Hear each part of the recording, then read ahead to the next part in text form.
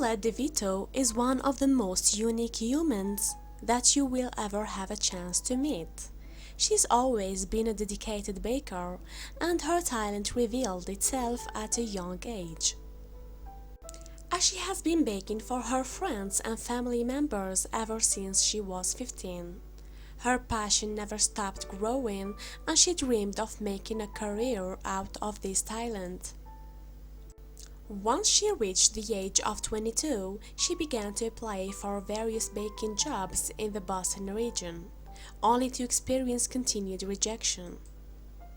Her interviews began to follow a similar pattern, as her talents were appreciated, but she was considered to be a poor fit. She began to believe that her Down syndrome was causing potential employers to turn her away, and why this would normally cause others to quit.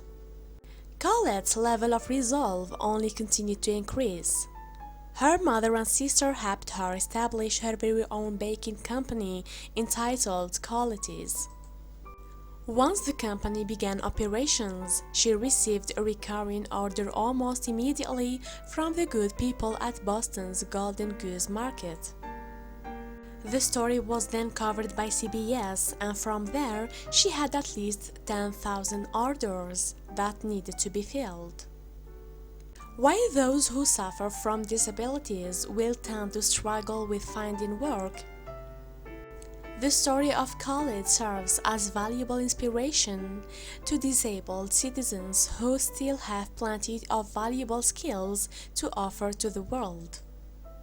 Colette's family never stopped believing in her for a moment, and thanks to their never-ending encouragement, she was able to triumph in a situation that would cause so many others to falter. This story deserves to be shared with as wide of an audience as possible. Thank you for watching, and don't forget to subscribe.